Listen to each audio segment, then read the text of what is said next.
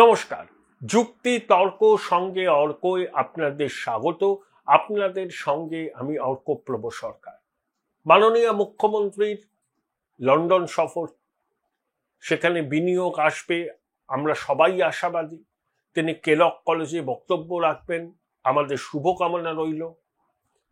প্রধান বিরোধী দল ঝাঁপিয়ে পড়েছে এবং এবার নির্বাচনে তাদের একটাই এজেন্ডা, হিন্দু খতরে মে হ্যায়।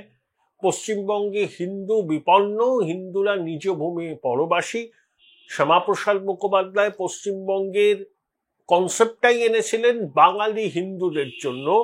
সেই পশ্চিমবঙ্গে বাঙালি হিন্দু অস্তিত্বের সংকটে ভুগছে। এই ন্যারেটিভ বিজেপি এবার মানুষের সামনে নিয়ে যাচ্ছে। তাতে কিছুটা কারেন্সি তারা পেয়েছে, এ নিয়ে কোনো সন্দেহ নেই। বিজেপির হিসাব, বাংলাদেশের হিন্দু নিধন যজ্ঞের অভিঘাত পশ্চিমবঙ্গেও পড়বে এবং তার সুফল তারা ভোট বাক্সে পাবে। আরো অন্তত 5 থেকে 6% হিন্দুরা বিজেপির পক্ষে ভোট দেবে, অর্থাৎ হিন্দু ভোটের কনসলিডেশন 60%-এর কাছাকাছি যাবে। সেটা হলে বিজেপি তৃণমূলের খালের কাছে নিঃশ্বাস ফেলবে। মুসলমান ভোট নিয়ে বিজেপি আর ভাবিতই নয়, তারা জানে মুসলমান ভোট তারা পাবে না। মুসলমানদের যে সামান্য অংশ বিজেপিকে ভোট দেবে, তারা ন্যাশনাল মেইনস্ট্রিমের সঙ্গে যুক্ত হতে চায়। তারা তোমাদের দেশ থেকে তাড়িয়ে দেবে বিজেপি, এই ন্যারেটিভকে বিশ্বাস করে না। কিন্তু তাদের সংখ্যা অল্প, এটা দুর্ভাগ্যের বিষয়।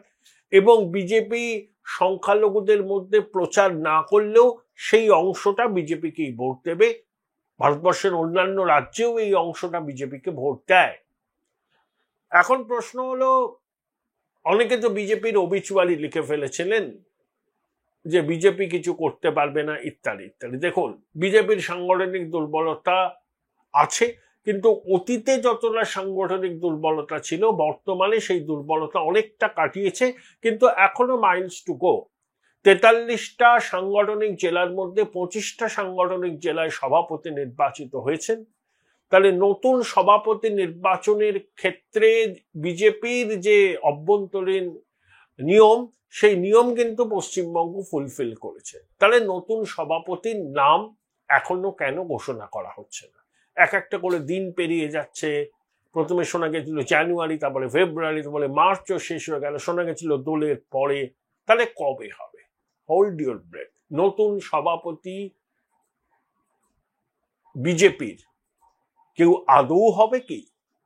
নাকি সুকান্ত বাবুই 2026-এর বিধানসভা নির্বাচনের পর্যন্ত কাজ চালিয়ে যাবে?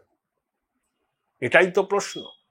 আমার কাছে যা খবর, 2026-এর বিধানসভা নির্বাচনের আগে বিজেপি কোনো সভাপতি হিসাবে কাউকে নিয়োগ করছে না এই রাজ্যে।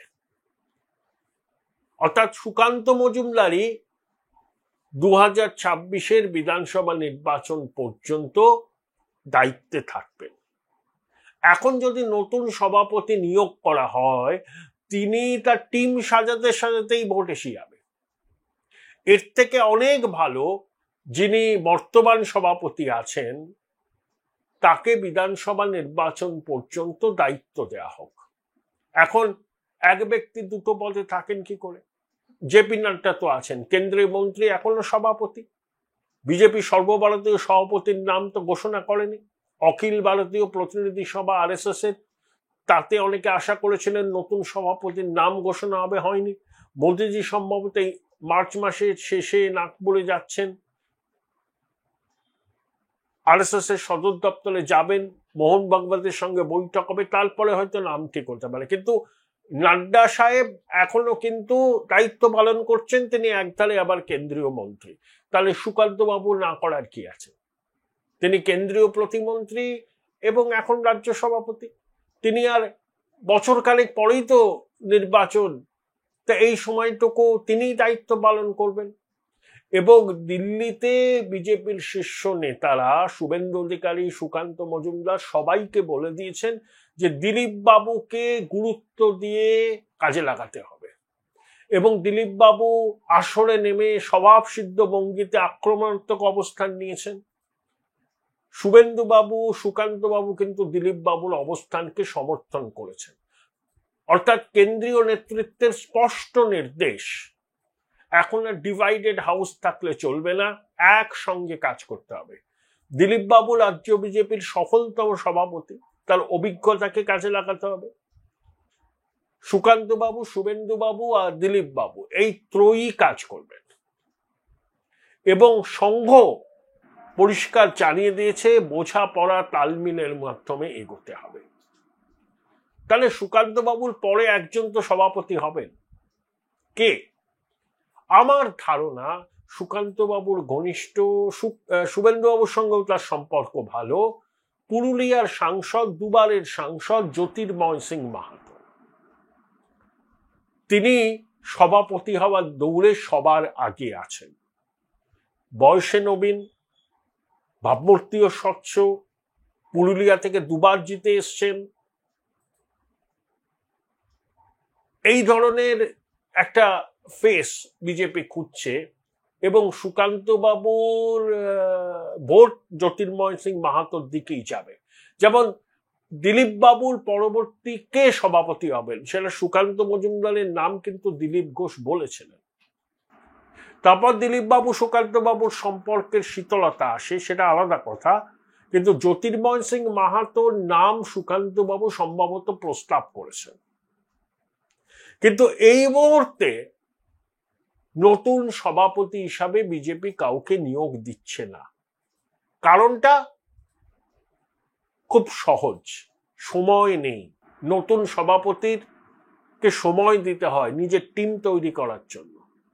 সেই টিম তৈরি করলে যারা বাদ যান তারা অসন্তুষ্ট হন, ক্ষোভ আসে, ক্ষোভ রাস্তায় নেমে পড়ে। হাতে গোনা কয়টা দিন বাকি, তৃণমূল যেভাবে নির্বাচনী কাজে ঝাঁপিয়ে পড়েছে, বিজেপি অলরেডি লেট স্টার্টার, তবে তারাও এবার মোমেন্টাম বাড়িয়েছে।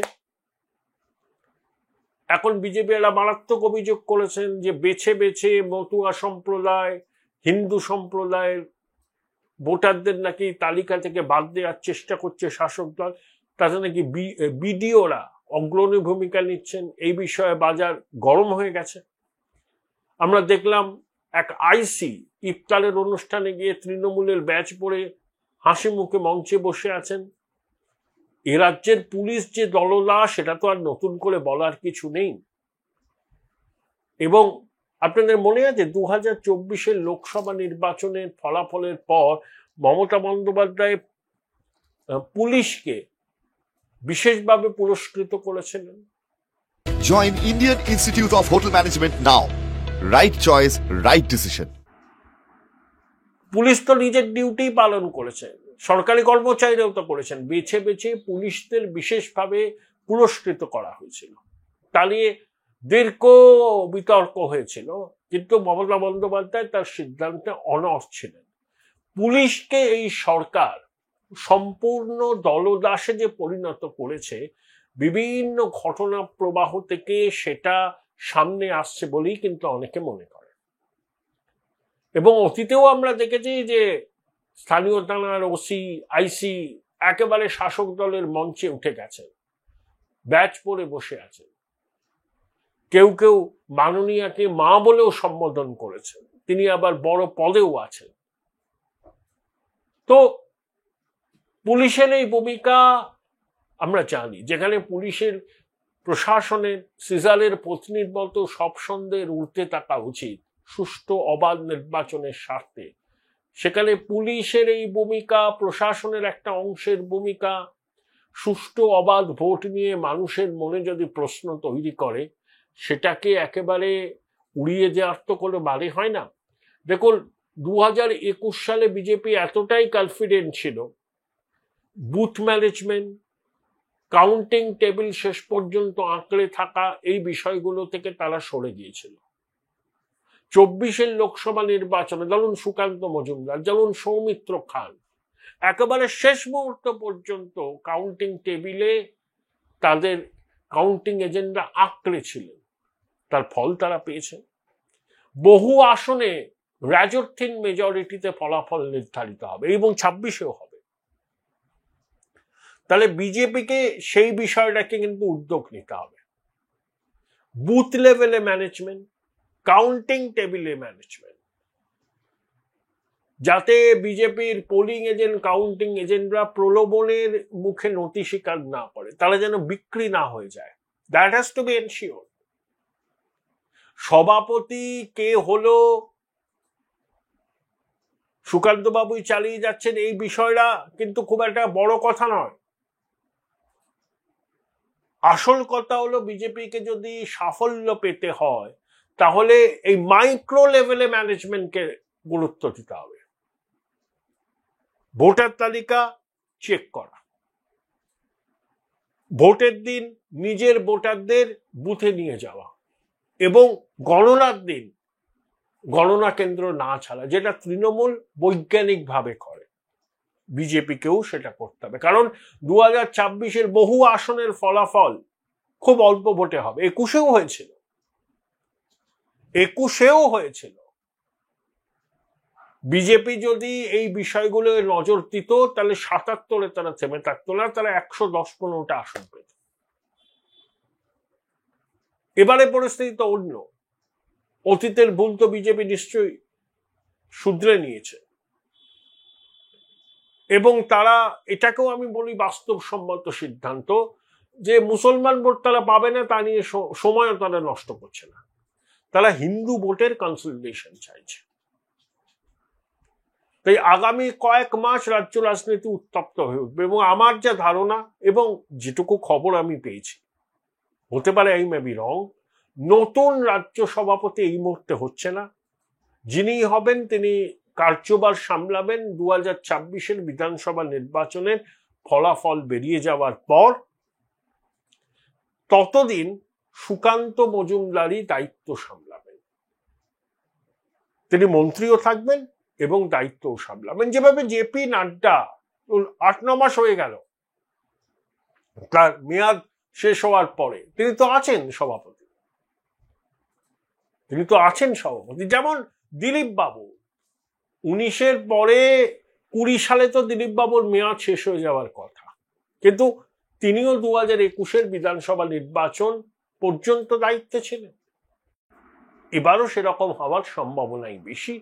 সুকান্ত মজুমদারই 2026-এর বিধানসভা নির্বাচন পর্যন্ত রাজ্য বিজেপির সভাপতির দায়িত্ব সামলাবেন। ফলাফল বেরিয়ে যাওয়ার পর নতুন সভাপতি দায়িত্ব নেবেন। সেই দৌড়ে এখনো পর্যন্ত এগিয়ে আছেন পুরুলিয়ার দুবারের সাংসদ জ্যোতির্ময় সিং বাহাদুর।